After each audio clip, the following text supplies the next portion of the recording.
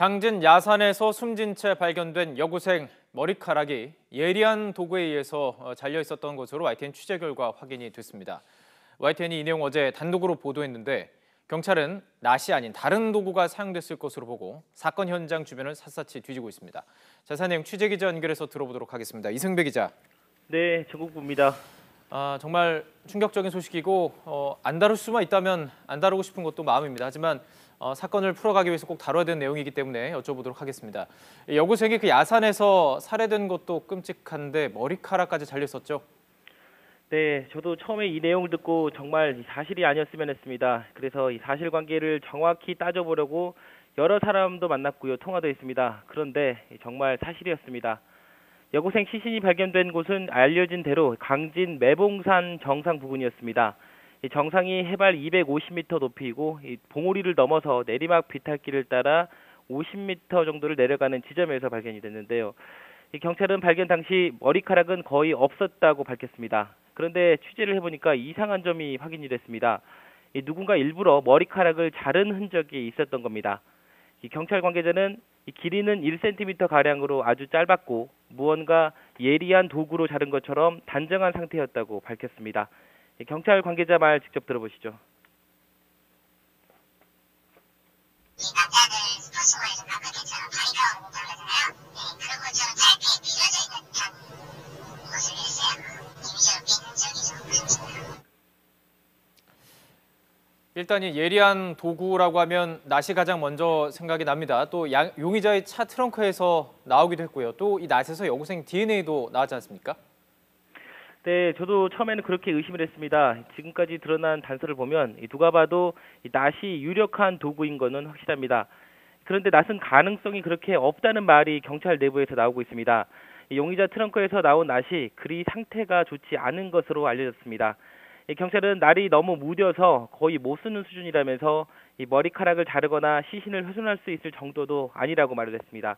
그렇다면 이 낫은 가능성이 희박해지고요.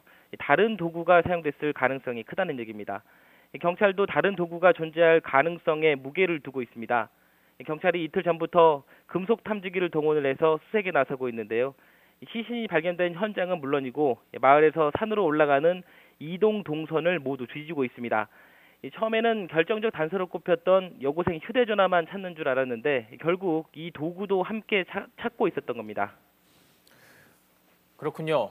이 사실 왜 이렇게 늦게 알려진 건가요? 이게 사실 눈으로 봐도 알 수 있는 부분이었을 텐데요. 네, 맞습니다. 앞서 말씀드린 대로 시신이 발견된 이후 경찰은 여고생 머리카락은 거의 없었다라고만 밝혔습니다. 머리카락이 빠진 건지 아니면 일부러 자른 건지 등을 기자들이 많이 물었는데요. 경찰은 이렇게 말을 했습니다.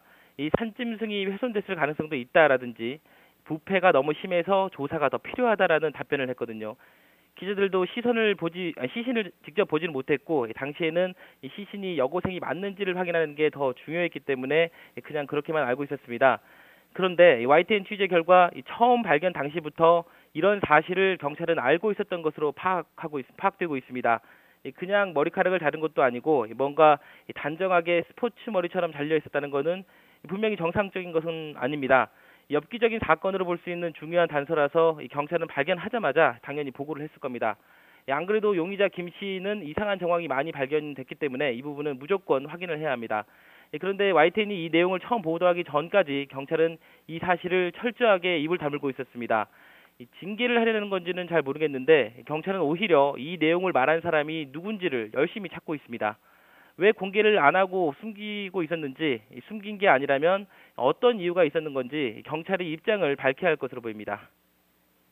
네, 경찰도 분명히 책임을 져야 될 부분이 있어 보입니다.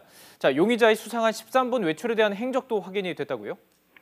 네, 여고생 어머니가 딸을 찾아서 용의자 집을 찾아오기 전에 김 씨가 13분 동안 외출했던 사실이 확인되면서 대체 어디로 갔는지 궁금증이 많았습니다. 비슷한 시각에 집 근처에 있는 저수지에서 김 씨 휴대전화 신호가 잡히면서 저수지에 다녀온 게 아니냐는 의심이 들었는데요. 경찰 확인 결과 저수지는 아닌 것으로 확인이 됐습니다. 경찰 관계자는 승용차를 타고 집과 멀지 않은 곳에 다녀왔고요. 구체적인 장소는 밝힐 수 없다고 말을 했습니다. 자, 용의자가 숨진 상태입니다. 이 사건의 전말을 알기 위해서는 증거가 나와야 하는데 앞으로 수사 어떻게 진행이 됩니까? 네, 우선 용의자와 여고생의 연관성을 찾는 게 제일 급선무입니다. 이 낫에서 여고생 DNA가 나오면서 어느 정도 연관성은 찾았는데 이 둘이 만났다는 직접적인 증거가 없어서 또 다른 증거가 더 필요합니다. 여고생 휴대전화나 또 다른 도구 등이 발견이 된다면 가장 이상적입니다. 그리고 김 씨가 태운 옷까지 또 승용차나 집에서 나온 유류품 등에서도 의미 있는 감정 결과가 나온다면 수사의 속도가 붙을 수가 있습니다. 경찰은 잘려나간 머리카락이 보신탕 가게를 했던 용의자 김 씨 평소 작업이나 사망 원인과 관련이 있는지도 캐고 있습니다. 이와 함께 경찰은 강진 주변에서 일어난 여성들의 장기 실종 사건도 다시 들여다보고 있습니다. 대표적인 게 지금도 미제로 남아있는 초등학생 실종 사건인데요.